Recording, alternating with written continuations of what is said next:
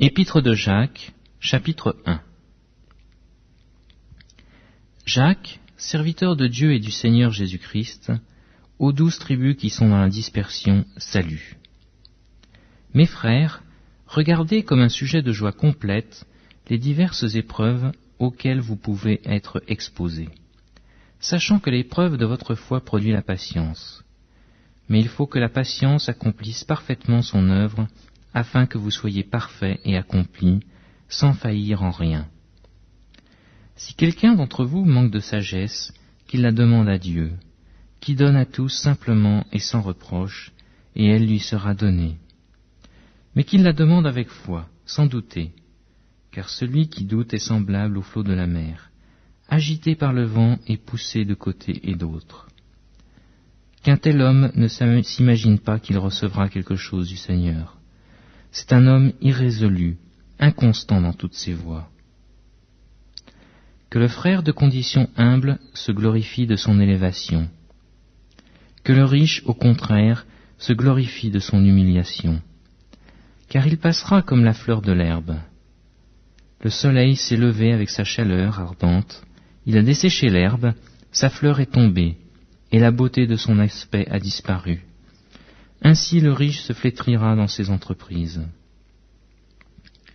Heureux l'homme qui supporte patiemment la tentation, car après avoir été éprouvé, il recevra la couronne de vie, que le Seigneur a promise à ceux qui l'aiment. Que personne, lorsqu'il est tenté, ne dise « C'est Dieu qui me tente », car Dieu ne peut être tenté par le mal, et il ne tente lui-même personne. Mais chacun est tenté quand il est attiré et amorcé par sa propre convoitise.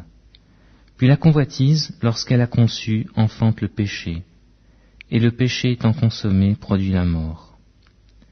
Ne vous y trompez pas, mes frères bien-aimés. Toute grâce excellente et tout don parfait descendent d'en haut, du Père des Lumières, chez lequel il n'y a ni changement, ni ombre de variation. Il nous a engendrés selon sa volonté, par la parole de vérité, afin que nous soyons en quelque sorte les prémices de ses créatures. Ainsi, mes frères bien-aimés, que tout homme soit prompt à écouter, lent à parler, lent à se mettre en colère. Car la colère de l'homme n'accomplit pas la justice de Dieu. C'est pourquoi, rejetant toute souillure et tout excès de malice, recevez avec douceur la parole qui a été plantée en vous et qui peut sauver vos âmes. Mettez en pratique la parole et ne vous bornez pas à l'écouter, en vous trompant vous-même par de faux raisonnements. Car si quelqu'un écoute la parole et ne la met pas en pratique, il est semblable à un homme qui regarde dans un miroir son visage naturel, et qui, après s'être regardé, s'en va et oublie aussitôt qui il était. Mais celui qui aura plongé les regards dans la loi parfaite, la loi de la liberté, et qui aura persévéré, n'étant pas un auditeur oublieux, mais se mettant à l'œuvre, celui-là sera heureux dans son activité. Si quelqu'un croit être religieux sans tenir sa langue en bride, mais en trompant son cœur, la religion de cet homme est vaine. La religion pure et sans tache, devant Dieu notre Père, consiste à visiter les orphelins et les veuves dans leurs afflictions, et à se préserver des souillures du monde. Épître de Jacques, chapitre 2. Mes frères, que votre foi en notre glorieux Seigneur Jésus-Christ soit exempte de toute acception de personne.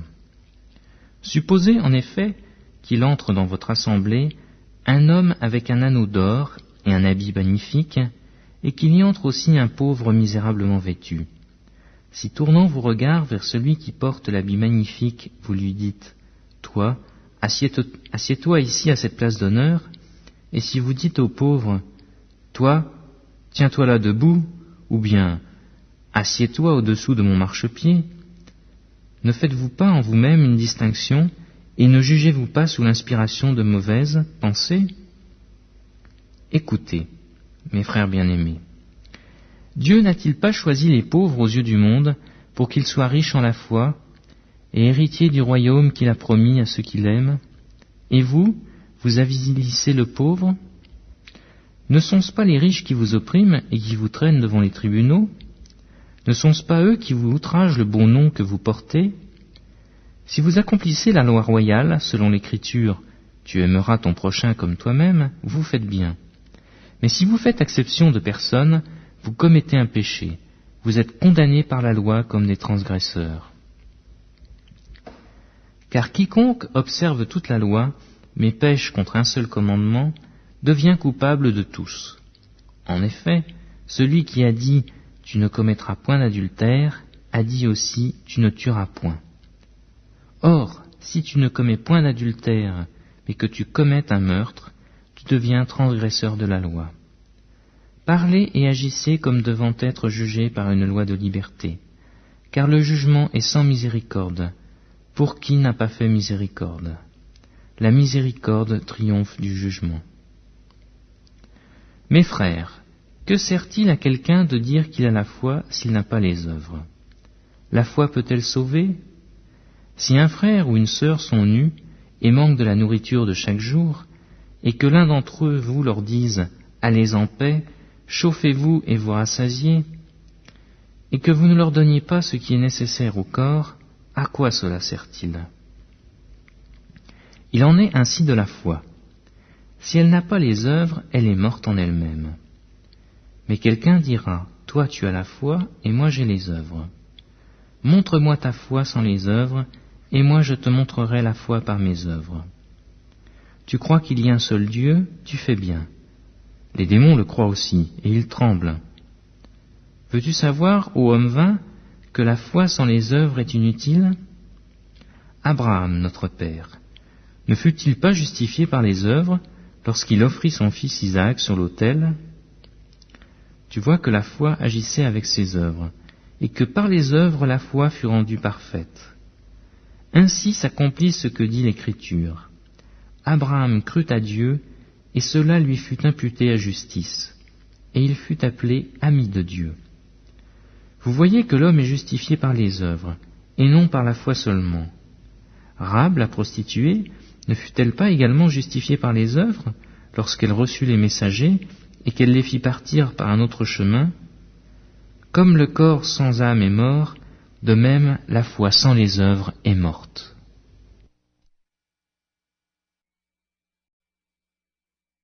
Épître de Jacques, chapitre 3. Mes frères, qu'il n'y ait pas parmi vous un grand nombre de personnes qui se mettent à enseigner, car vous savez que nous serons jugés plus sévèrement. Nous bronchons tous de plusieurs manières, mais si quelqu'un ne bronche point en parole, c'est un homme parfait, capable de tenir tout son corps en bride. Si nous mettons le mors dans la bouche des chevaux pour qu'ils nous obéissent, nous dirigeons aussi leur corps tout entier. Voici, même les navires qui sont si grands et que poussent des vents impétueux sont dirigés par un très petit gouvernail au gré du pilote. De même, la langue est un petit membre et elle se vante de grandes choses. Voici, comme un petit feu peut embraser une grande forêt, la langue aussi est un feu. C'est le monde de l'iniquité. La langue est placée parmi nos membres, souillant tout le corps et enflammant le cours de la vie, étant elle-même enflammée par la géhenne.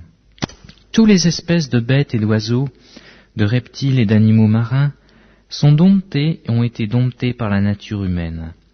Mais la langue, aucun homme ne peut la dompter. C'est un mal qu'on ne peut réprimer. Elle est pleine d'un venin mortel.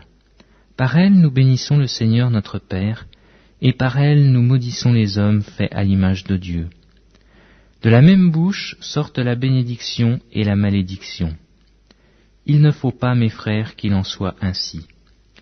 La source fait-elle jaillir par la même ouverture l'eau douce et l'eau amère? Un figuier, mes frères, peut-il produire des olives, ou une vigne des figues? De l'eau salée ne peut pas non plus produire de l'eau douce. Lequel d'entre vous est sage et intelligent? Qu'il montre ses œuvres par une bonne conduite avec la douceur de la sagesse. Mais si vous avez dans votre cœur un zèle amer et un esprit de dispute, ne vous glorifiez pas et ne mentez pas contre la vérité. Cette sagesse n'est point celle qui vient d'en haut, mais elle est terrestre, charnelle, diabolique. Car là il y a un zèle amer et un esprit de dispute, il y a du désordre et toutes sortes de mauvaises actions. La sagesse d'en haut est premièrement pure, ensuite pacifique, modérée, conciliante, pleine de miséricorde et de bons fruits, exempte de duplicité, d'hypocrisie.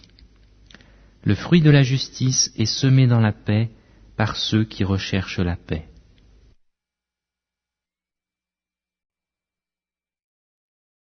Épître de Jacques, chapitre 4.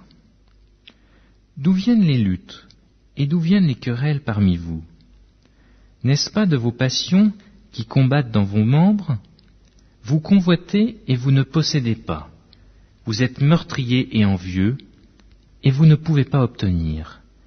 Vous avez des querelles et des luttes, et vous ne possédez pas parce que vous ne demandez pas. Vous demandez et vous ne recevez pas parce que vous demandez mal, dans le but de satisfaire vos passions. Adultères que vous êtes, ne savez-vous pas que l'amour du monde est inimitié contre Dieu? Celui donc qui veut être ami du monde se rend ennemi de Dieu. Croyez-vous que l'Écriture parle en vain?